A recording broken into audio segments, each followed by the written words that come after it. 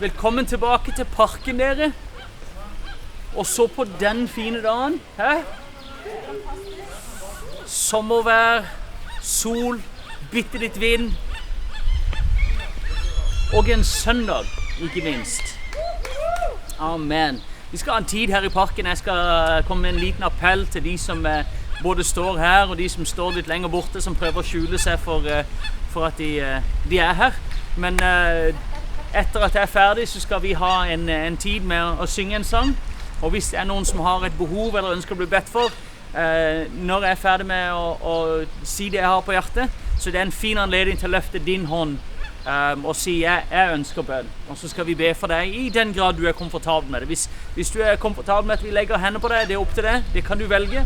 Hvis ikke du er komfortabel med det, så står vi på avstand og ber for deg på avstand. Det bestemmer du helt selv. Men poenget med at vi står her hver søndag i parken, er først og fremst at denne byen trenger en tilbakegang til den virkelige kilden.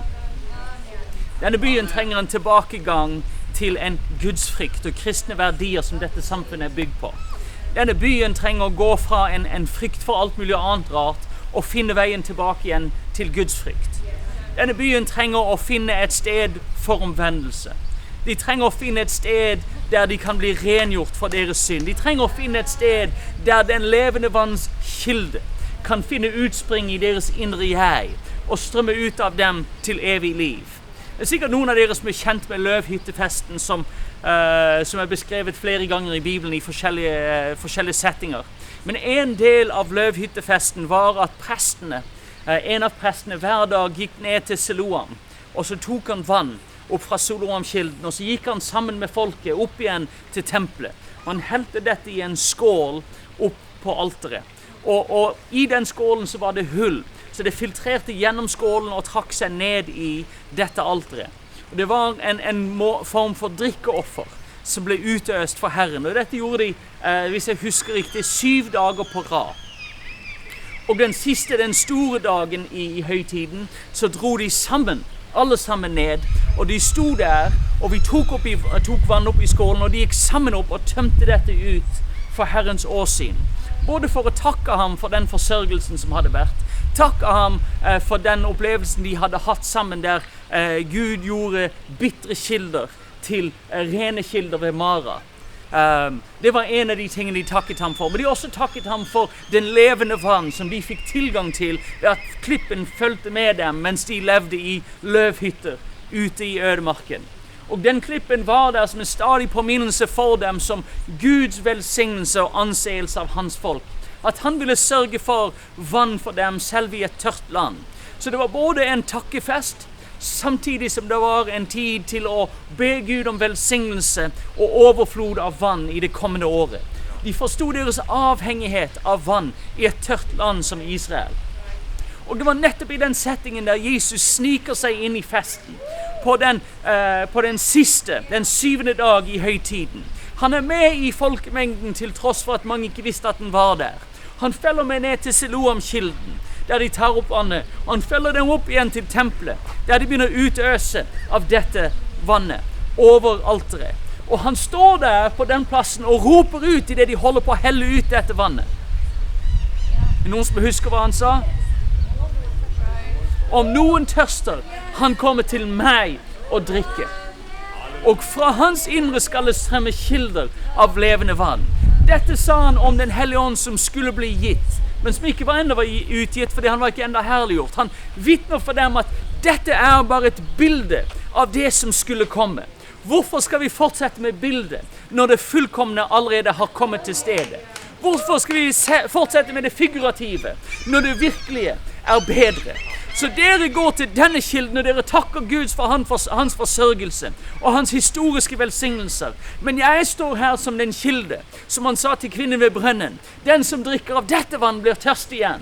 Men den som får tilgang til det vannet jeg gir, han skal aldri i evighet tørste igjen.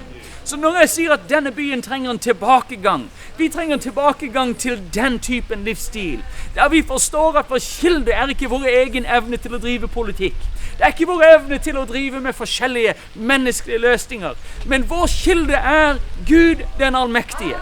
som en del av det som grunnlaget for denne byen og de kristne verdiene som denne byen og dette landet bygd på. Vi trenger en tilbakegang til den gudsfrykten, der mennesker slutter å søke til alle andre løsninger, men begynner å søke hos Herren. De kan gjerne finne løsninger andre steder noen ganger, men det første stedet vi burde begynne å søke for å fikse de problemer som finnes i dette land, en kilde som aldri tar slutt. Det den Hellige Ånd utgitt for hver og en. Den tilgjengelig for deg, den tilgjengelig for meg. Alle og enhver trenger den nye lov, denne kilden, lagt ned i våre hjerter. Så det jeg har som en appell i dag. Hvis noen her tester, jeg kan ikke gi deg å drikke. Jeg har ikke en kilde i meg selv som jeg kan gi, men jeg kjenner den som den kilden. Og hvis du interessert i å få den kilden lagt ned i deg, om du har et fysisk behov, om du har et psykisk behov, eller om du bare kjenner en åndenød, dette stedet.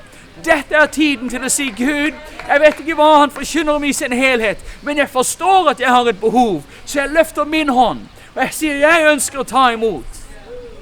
Så vi skal synge en sang nå, og mens vi synger den sangen, hvis du ønsker å ta imot den kilden, det en mulighet for deg å løfte din hånd.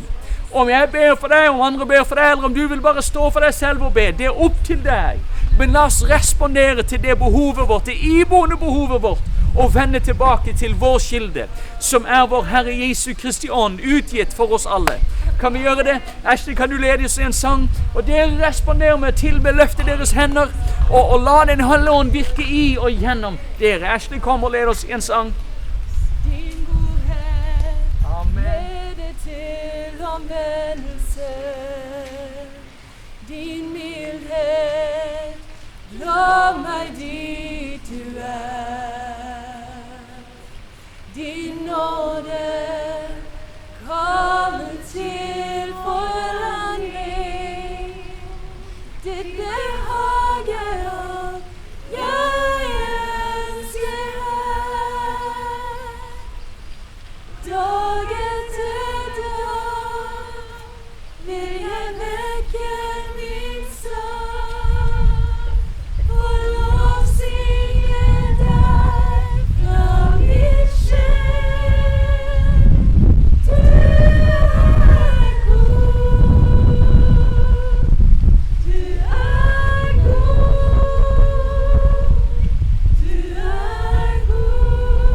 god, og din nåde for evig.